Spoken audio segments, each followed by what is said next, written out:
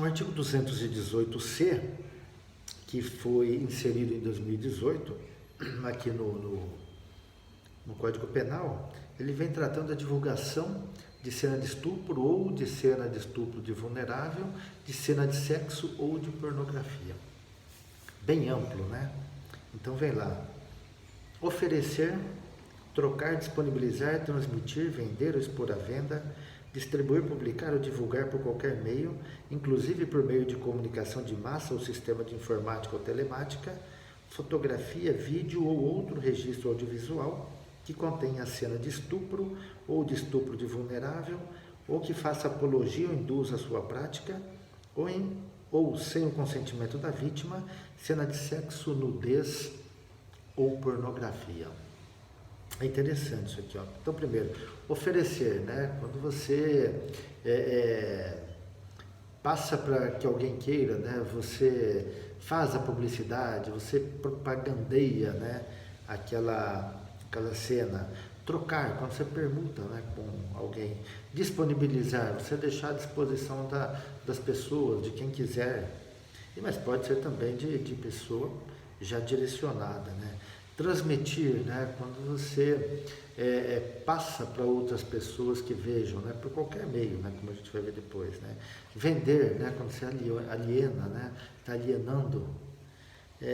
Expor à venda, né? Você não vendeu, mas está lá à disposição de quem quiser, né? Está lá na apresentação para quem quer.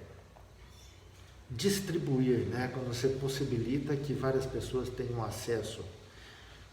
Publicar, de alguma forma, está numa revista, num jornal, num meio de comunicação, né, para que alguém acesse. Ou divulgar, né, quando você faz a publicidade, a propaganda, e a gente vê que vários verbos aqui, eles são sinônimos entre si. O objetivo do legislador foi não ter problema em relação ao princípio da taxatividade, por isso que ele trouxe vários verbos aqui, né? E depois ele diz, ó, por qualquer meio, né? O meio em que você vai fazer isso não importa, né? E nem precisaria ele trazer aqui uma regra exemplificativa, né? Que vem por qualquer meio, depois, ó, inclusive por comunicação de massa, né? Televisão, rádio, internet, seja lá o que for, né? O sistema de informática ou telemática, né? Não importa como você faz isso, né? Se é por meio de fotografia, vídeo ou qualquer outro registro audiovisual, né? Vejo que é um tipo extremamente aberto, né? Justamente porque o objetivo do legislador é reprimir a divulgação dessas cenas, né? O objetivo é esse, e a gente percebe aqui que ele traz vários núcleos, vários verbos, né? Várias possibilidades. A gente está num tipo penal misto alternativo, né? É um tipo penal misto alternativo, ou seja, se ele realizar todos os verbos, ele vai responder por crime único, né? Por um só crime. Que contém a cena de estupro, né? Lá do artigo 213, ou de estupro de vulnerável na forma do 217-A, ou que faça apologia.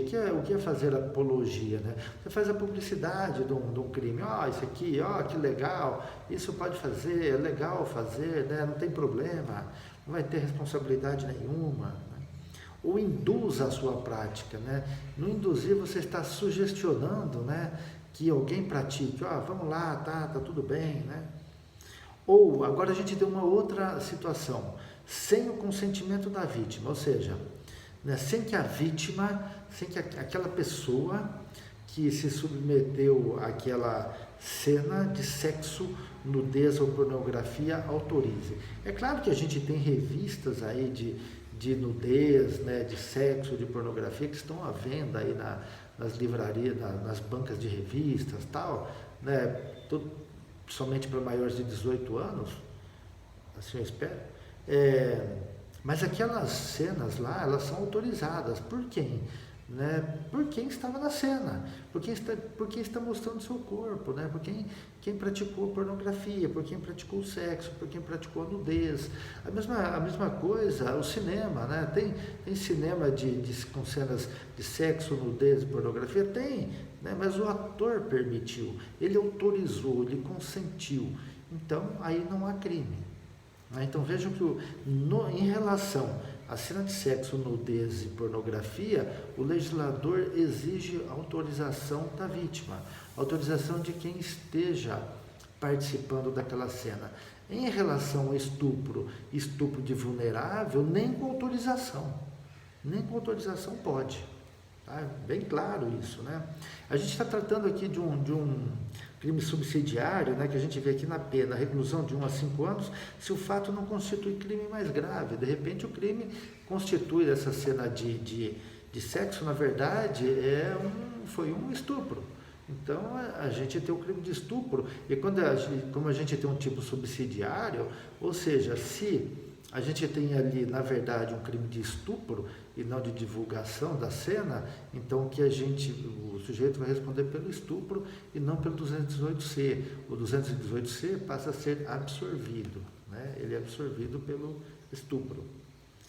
A gente tem uma causa de aumento de pena de 1/3, 2/3, se o crime é praticado por agente que mantém ou tenha mantido relação íntima de afeto com a vítima ou com o fim de vingança ou humilhação. É o que mais a gente tem visto aí, né? Jogarem na internet, na rede mundial de computadores, aí, cenas de nudez principalmente, né? Por vingança. Ou o sujeito lá mantém relação sexual, conjunção carnal e outros atos libidinosos com a pessoa, a relação termina, né? E ele por vingança, né? Ele pega e divulga isso na internet. É um absurdo isso daí, né? Uma quebra de confiança muito grande.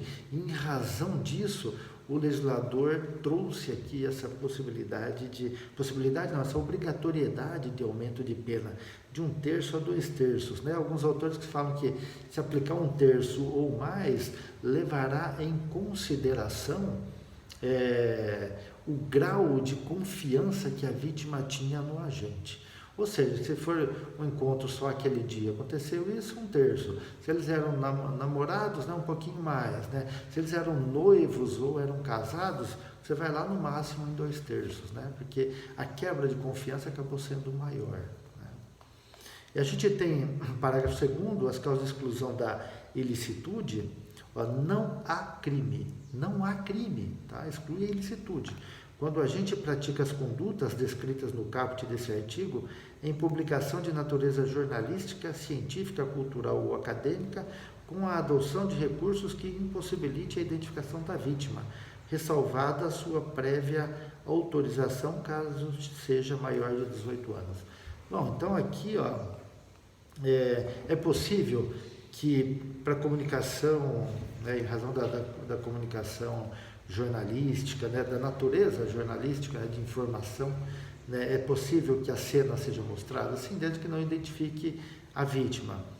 Para questões científicas, estudos científicos, né, culturais, acadêmicos, as imagens podem ser mostradas, né, só que a imagem da pessoa não pode. A gente teve um problema desse aí, que uma criança tocando lá, uma pessoa que estava nua, né? Há crime, não há, né? Ali a gente tinha um aspecto cultural, né? Foi crime, não foi, né? Mas muita discussão ocorreu a esse respeito, né? E vejam bem, né?